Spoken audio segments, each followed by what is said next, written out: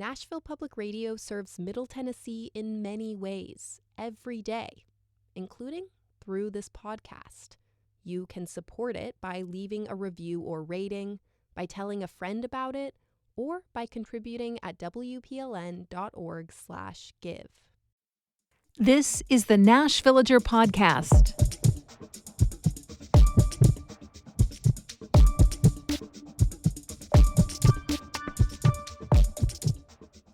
It's January 16th, 2026. On this day in 1892, the rules of basketball were first published. Things were pretty simple then, just a 13-point list. And of course, since it was a new game, the vocabulary we all associate with basketball now hadn't quite yet developed. For example, Rule 3 says, a player cannot run with the ball. The player must throw it from the spot on which he catches it, allowance to be made for a man who catches the ball when running at a good speed if he tries to stop. That last phrase, combined with Rule 2, which allows for batting the ball with an open hand, equals what you and I know as dribbling. Boy, it sure is strange to think of it in those terms. Oh, and the basket was still very much a basket, not a net with an open bottom. Rule 8 said to make a goal, you had to get the ball into the basket so that it stayed there. No bouncing out. And there was a provision for circumstances where the ball ended up balancing on the edge of the basket. I don't think that's even possible with the way modern hoops are designed. I'm Nina Cardona, and this is your daily digest of what's happening around Middle Tennessee with historical context from Nashville Public Radio, WPLN News. Today, the basic form of basketball taught in a school PE class is pretty much the same 13 rules with a little extra nuance. The NBA, on the other hand, has a much more involved rule book. Rule 12b alone, on personal fouls, is broken into 10 sections, each with its own subsections. So someone making a foul while dribbling could be in violation of Rule 12b, Section 2, subsection C, point A, just as an example. Things definitely get more complicated when more is at stake, right? And the same is true for safety rules regarding flying and which planes can be in which airspace. Nashville may be on track to level up to a more complex set of local rules. The Federal Aviation Administration has several categories for airspace areas. Generally speaking, the more traffic there is, the tighter and more complex the regulations become, or the higher you go. The most restrictive airspace is called Class A, and that actually exists everywhere it points at or above 18,000 feet. Basically, that's always off limits to pilots who fly a plane the way you drive a car, like according to what you can actually see with your own eyes about what's around you. In Class A airspace, it's instrument flight rules only. On the other end of the spectrum, there's Class G airspace. Those are places that don't really fall under the territory of any air traffic control tower. Think really remote, really rural places. In that kind of area, everything closer to the ground than the Class A zone is just kind of open and available. I mean, there are still some baseline safety rules, but relatively few compared to everywhere else. And in between, there are several classes of airspace where pilots need to coordinate to some degree with a tower in various ways. Again, the busier it is, the more rules there are to make sure everyone stays safe in the air and planes don't end up barreling towards each other. But the system is set up to allow for a certain degree of freedom and flexibility where they can.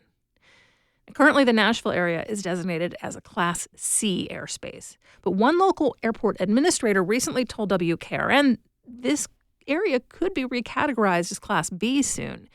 That's the same designation shared by the nation's busiest airports. Now, part of that is, of course, a sign of successful growth and expansion at Nashville's airport. In the last fiscal year, BNA reported its highest ever volume of passengers and continued to add flights. There are plans to make the airport bigger yet and pursue more routes. All of that adds to the traffic in the air. But that's just one piece of the puzzle. There are also air ambulance services, the cargo and private jets flying in and out of Smyrna, flight training operations in Murfreesboro and Lebanon, and Air National Guard activities, plus all the smaller planes that use facilities like the John C. Toon Airport.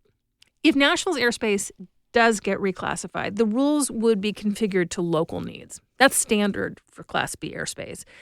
And this is where it really becomes a lot like that difference between the simple rules for PE basketball and the ones with sections and subsections in the NBA. The norm is for a Class B airspace to be a group of zones of different sizes according to how high the planes are flying and how close they are to BNA. Think of a classic tiered wedding cake with each tier smaller around than the one below. Now imagine that cake upside down. The smallest tier would be closest to the ground and centered on the airport's runways. Higher up, there's a larger tier covering a bigger geographical area. Higher yet, an even bigger zone. Basically, it's protecting the areas where big commercial planes are approaching the airport for landing or climbing after a takeoff. And within that upside-down wedding cake, the rules are way stricter than in the airspace just outside of those tiers.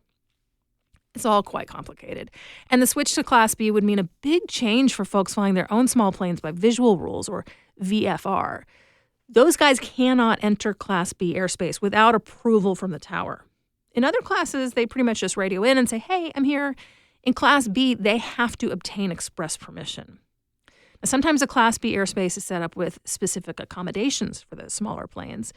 VFR flyways and transition routes are designated paths at specific altitudes that either cut through a busy terminal's air traffic or bypass that smallest, tightest tier of Class B's upside-down wedding cake while staying under the next larger tier. Those are kind of like the air equivalent of a protected bike lane alongside a busy road, or a pedestrian taking a greenway to walk from point A to point B without being too close to the cars. It really is all very complicated. And like I said, all of these details are customized for the particular area and its specific mix of daily air traffic. So while BNA might be approaching a change to Class B status, designing the particulars could take a while.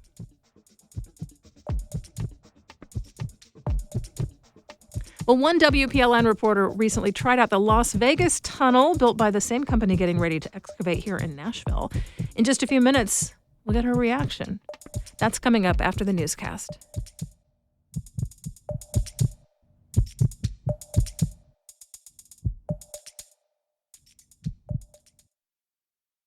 You've got a lot of things to keep track of. Work schedules, family activities, the ever-growing list of things you need to remember to do. Updating the credit card or banking information for your sustaining membership may have slipped your mind. With just 2 minutes of your time, you can update your payment information and check one more thing off your list. Peace of mind for you, funding for your public radio station. Go online to WPLN.org. Here's the latest from WPLN News.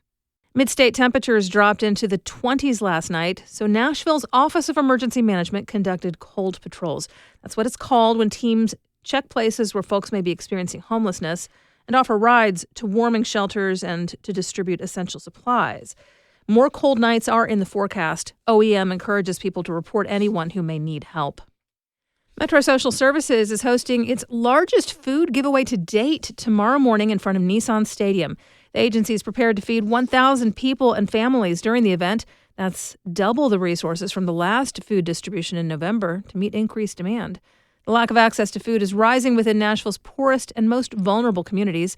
Social Services Director Renee Pratt points to the disruption of SNAP benefits during the federal government shutdown and high food costs. The food handed out will be a combination of non-perishables and proteins that will help families for a few weeks. The giveaway is expected to start at 8 a.m. and will last roughly an hour. Republicans in the legislature say they'll try to cut Tennessee's grocery tax this year. And that's not a new idea. In 2017, a law reducing the sales tax on retail food dropped from 5% to 4%. It received bipartisan support. In recent years, Democrats have proposed multiple bills that would eliminate the tax on groceries and make up for the lost revenue with increased tax on businesses. None of those have managed to pass. This year, House Majority Leader William Lamberth says Republicans will attempt to cut the grocery tax without replacing the funds in the budget.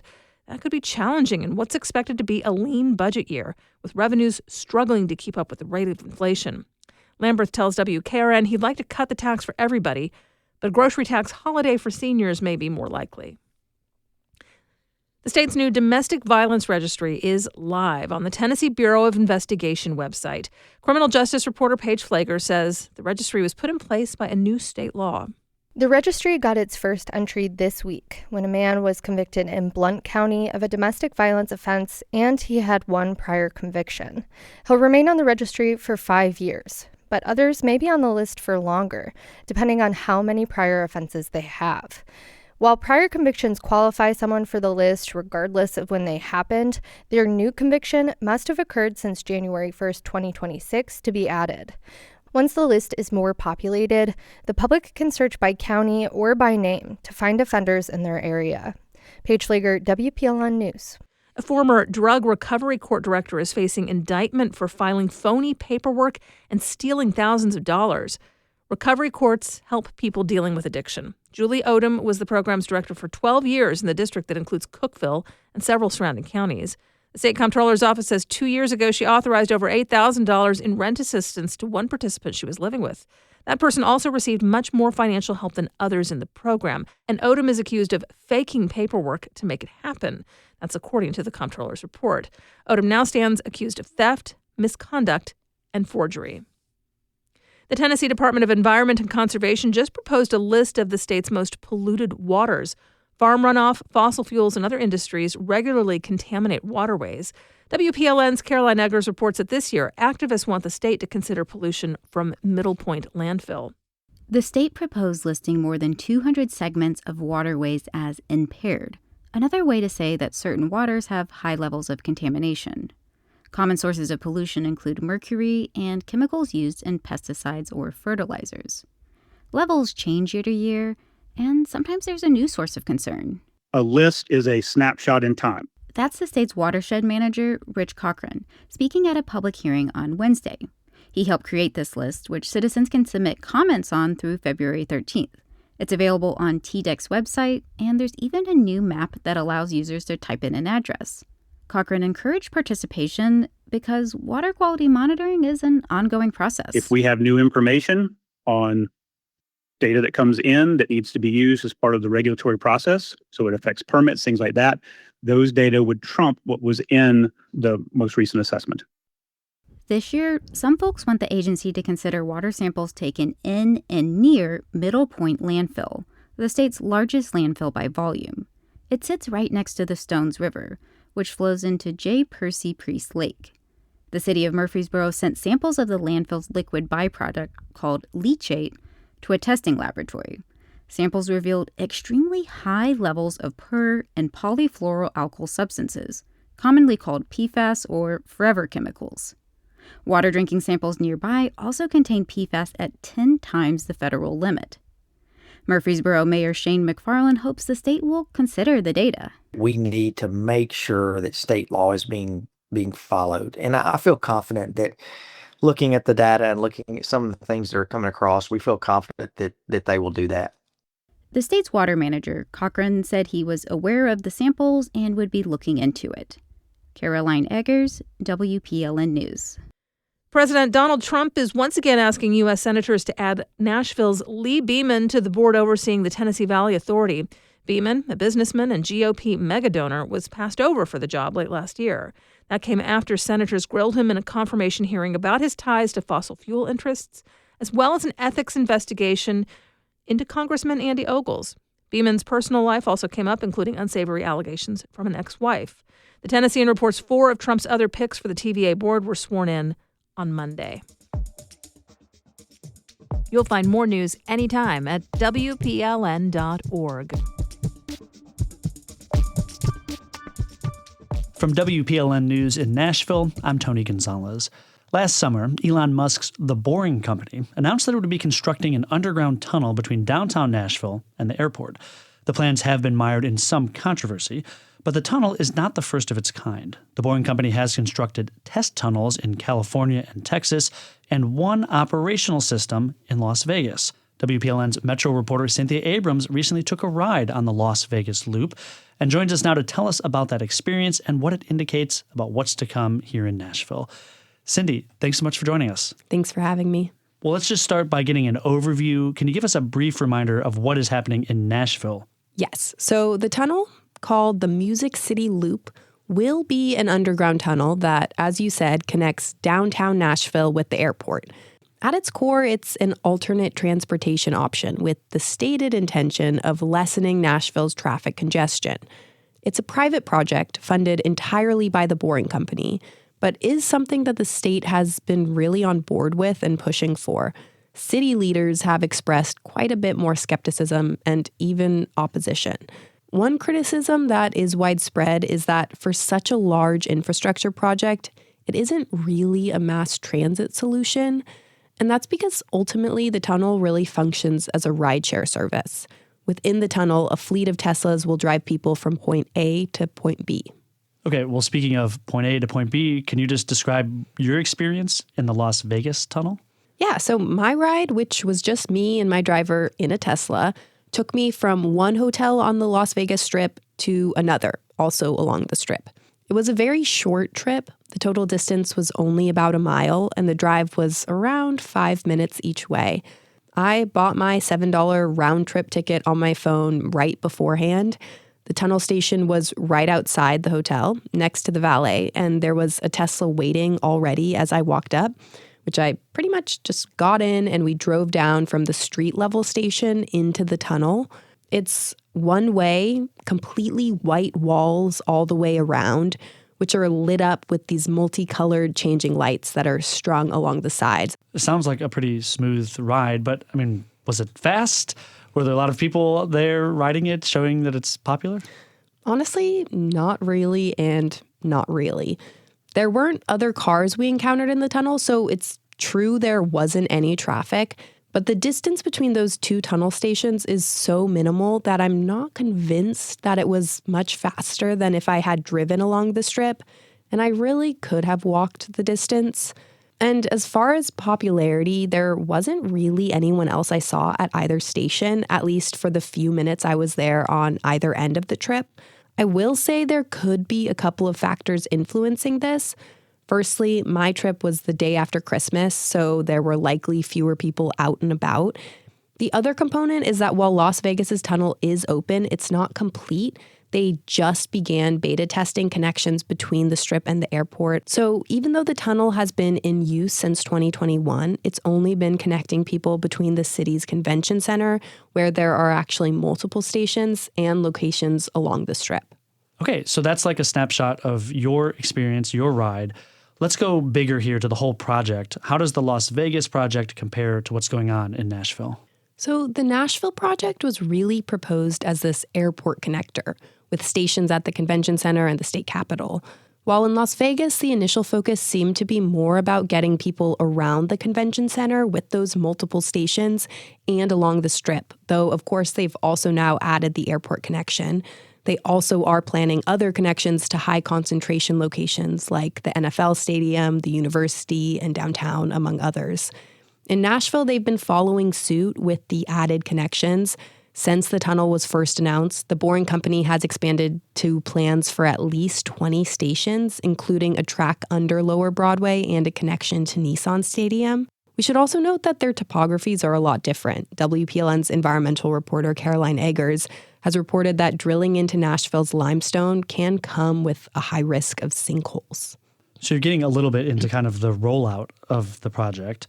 What does the Las Vegas Loop tell us about what's to come here in Nashville? Well, speaking of environmental factors, something to be aware of is issues they've had with construction. Nevada regulators have accused the company of more than 800 environmental infractions over the last 2 years, according to ProPublica. And the company has had workplace safety violations as well. In Las Vegas, 2 firefighters were permanently scarred during a training exercise after exposure to toxic chemicals related to tunneling activities. It is the case that their loop began operation before the full project was constructed, which it seems will also be the case here, that it will arrive in phases. And I would say, kind of as far as my experience goes, I think my takeaways were that it was pretty easy to access and a smooth experience all around, even if it wasn't necessarily that helpful. But also, it was notable to me that it wasn't super busy. So I'm curious to see how popular it will be in Nashville. Yeah, well, we'll see. Well, thanks, Cindy, for your reporting. Thanks. You can find more of our coverage of the Boring Company Tunnel Project at WPLN.org.